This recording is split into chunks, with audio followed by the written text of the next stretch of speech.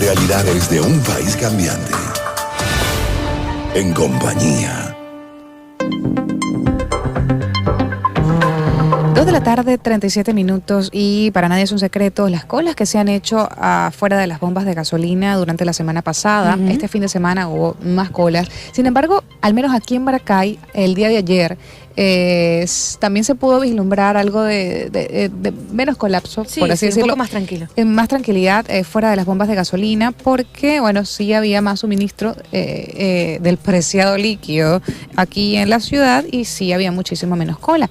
Hay que entender qué es lo que está pasando en el país, porque también sucede muchas veces que alguien da la voz de alarma y eso se corre como pólvora. Sí. Y lamentablemente por la situación que vivimos estamos más predispuestos a tal vez alterarnos por cualquier comentario que escuchemos y salimos corriendo a hacer lo que nos dicen los demás. Sin embargo, hay un suministro escaso de gasolina, o por lo menos lo hubo la semana pasada. Sí, la semana pasada. Tenemos que saber qué es lo que sucede y entender un poco qué es lo que está sucediendo. Según sindicalistas de PDVSA, hay una escasez importante de este combustible. Sin embargo, vamos a conversar precisamente en este momento con Rafael Quiroz Serrano, quien es politólogo, economista y analista petrolero, un poco para que nos explique la situación de la gasolina en este país petrolero. Buenas tardes y bienvenido, señor Quiroz.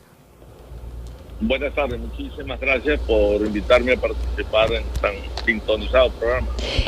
Bajo la orden. Gracias a usted nuevamente. ¿Qué es lo que está sucediendo en este momento con la gasolina a nivel nacional? Porque sí es bien, hemos vivido, por lo menos aquí en el estado de Aragua, unas cuantas colas que nos recuerdan hace, yo creo que unos 14 años atrás, unas colas impresionantes. Sin embargo, hay otras ciudades que están en mejor posición y otras que están en peor. ¿Qué sucede en el país con la gasolina en este momento?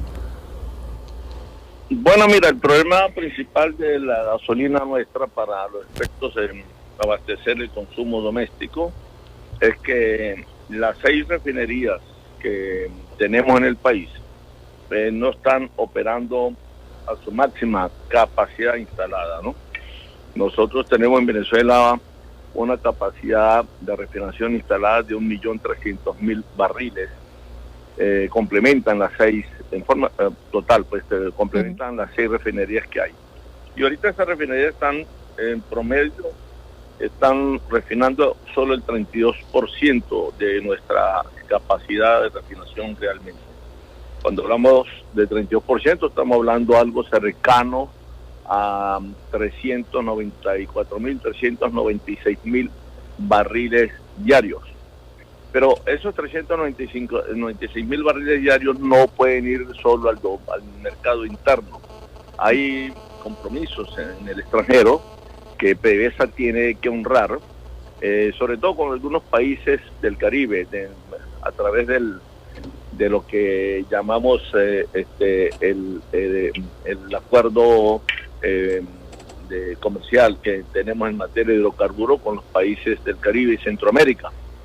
Entonces, bueno, tú ves cuentas eso, que llega más o menos como a 130.000 barriles, y entonces, por supuesto, el resto que queda no da abasto para atender el consumo interno.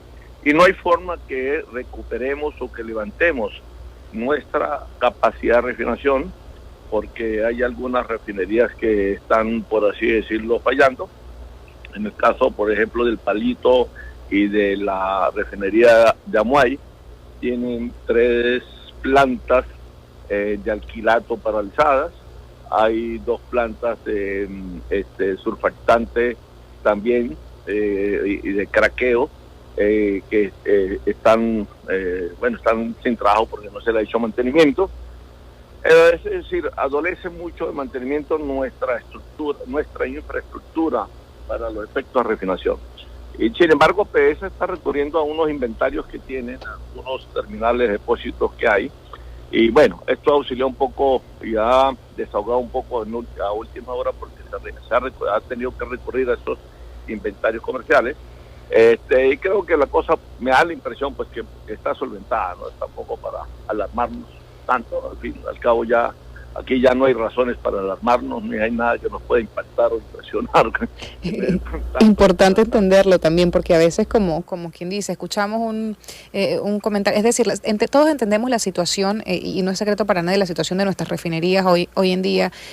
Sin embargo, al menos a la primera voz de mando pareciera que todo el mundo se le era corriendo a buscar eso que en cierto sentido se ha perdido o ha quedado escaso. Y si bien también es importante conocer las fuentes principales de la información para no volvernos locos todos, ¿no? Sí, lo que pasa es que también algunos colegas economistas petroleros, y mucho más aquellos economistas que no son petroleros, se agarran un poco ese gancho y entonces dicen algo más allá de la verdad, ¿no? Y exageran un poco la tónica o la situación, que por lo demás, por supuesto, reconocemos todo que es dramático. Por supuesto que lo es. El hecho de que se le mete un poco de condimento de exageración, yo creo que más por la vía política, porque la situación de algunos colegas economistas petroleros es que cuando opinan pareciera que opinaran como políticos y no como economistas petroleros que son. Sí. Y uno en esto tiene que andar con mucha verdad si uno en verdad está pegado a la verdad científica y lo hace con criterio docente de universitario, más allá de cualquier otra apreciación. Uno tiene que dejar sus sentimientos y sus inclinaciones y su apreciación política y su corazón político, dejarlo a un lado para poder opinar entonces con objetividad y no alarmar a la población innecesariamente. Pues ojo, aquí no se trata de ocultar verdades ni mucho menos, pero tampoco de decir medias verdades para por la parte de la no media verdad entonces ponerle más condimento a esta situación que de por sí solo ya es dramática y ya es alarmante. O sea, no hay que exagerar para decir la verdad con bastante crudeza, en forma descarnada de la situación por la que atraviesa la industria petrolera, que todo el mundo sabe, y allí no hay discusión, pasa por una de las situaciones más agudas, más ácidas, más dramáticas de su historia. No puedo estar más de acuerdo con usted, señor Quiroz. Estamos escuchando a Rafael Quiroz Serrano, quien es politólogo, economista y analista petrolero. O sea, era una situación delicada que todos sabemos y conocemos, pero si bien quiero rescatar un poco eso de no caer en las exageraciones, porque al final de cuentas, si la situación es difícil, cuando le agregamos más y más y más fuego a la cosa, tampoco es que nos benefician en nada. Así es. Yo quería preguntarle algo, señor Quiroz. Partiendo de esta situación, evidentemente nosotros leemos titulares todos los días sobre el nivel de producción de PDVSA, sobre las exportaciones según convenios como Petrocaribe, por ejemplo, pero al final el tema de la gasolina impacta a todo el mundo en el día a día. Y yo quisiera preguntarle en torno a esto, ¿qué podemos entonces esperar para los próximos meses, partiendo del postulado de que sí, la situación es crítica, pero tampoco es para alarmarse? ¿Qué podríamos realistamente esperar para los próximos meses? Bueno, yo no me atrevería a predecir qué podríamos esperar o no, porque la situación, por supuesto, es tan preocupante dentro de la industria y en todos los aspectos. No estamos hablando solamente en términos de refinación, sino en términos de producción, de exploración, en términos financieros, económicos, de nómina, etcétera, bueno, de mercados, etcétera. Entonces, es difícil hacer predicciones o saber qué esperar, en verdad. Seguir esperando y esperar, valga la redundancia, que la situación no se nos agudice dentro de la industria petrolera en términos absolutos, o sea, de producción y demás. Cosa que es difícil. Yo creo que aquí la cuestión tiene la tendencia a empeorar. Ojalá no sea así. No estoy diciendo que va a empeorar, sino tiene cierta inclinación, cierta tendencia a empeorar, porque el problema de la industria petrolera no es un problema solamente de refinación, que luego también lo es. No es solamente un problema de producción, que también lo es. No es solamente un problema de transporte y comercialización, que también lo es. Claro. Es un problema estructural, es un problema de nómina, es un problema de concepción gerencial de quienes están en estos momentos dirigiendo la industria petrolera, específicamente Petróleo Venezuela, por un general como Manuel Quevedo, que me merece todo el respeto en términos militares, pero él junto con los compañeros militares también activos, de petróleo no saben absolutamente nada. Eso sí, lo digo yo sin querer exagerar ni mucho menos, sino diciéndole la verdad, porque por lo demás conozco varios de ellos, incluso algunos paisanos allá del Táchira también. Entonces ellos no saben nada de petróleo. Entonces, bueno, si tú pones a la industria petrolera a ser cuidada por unos militares Es como si colocara el sector militar cuidado por un economista petrolero, por un ingeniero petrolero que no tenemos ni idea de lo que es, cómo se maneja el sector militar. Entonces aquí se trata, como decimos vulgarmente, zapatero a su zapato. Y el problema es que esta gente es incompetente porque no tienen estudios ni experiencia sobre eso. O sea, no tienen competencia para eso. No quiere decir que sean brutos y que no sirvan para nada, ¿no? A lo mejor son intelectuales, a lo mejor son premios Nobel en el tema militar. Pero la empresa petrolera no se maneja con criterio militar. Los pozos petroleros no reciben órdenes militares, ni se asustan ante un sable, ni ante una metralleta, ni mucho menos.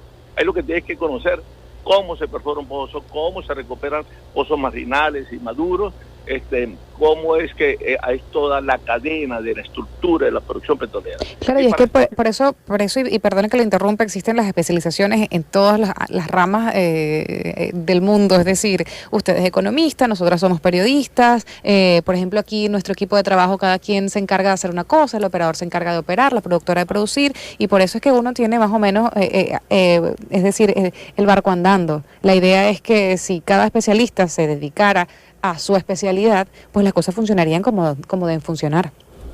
Así es, totalmente de acuerdo. Eso es como que a mí, como en el caso mío particular, disculpen que me refiero a un caso, me ponga yo mismo como ejemplo, pero entre comillas, porque por supuesto resulta un poco odioso, pero es como que si yo siendo economista petrolero me pusiera a dirigir un periódico, por ejemplo, para el campo tuyo, un programa de radio de opinión o de televisión.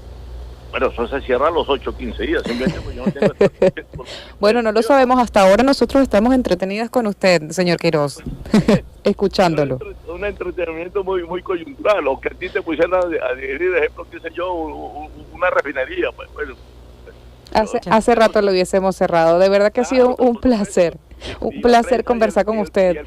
Y el programa de radio tuyo lo hice encerrado conmigo a los 72 horas.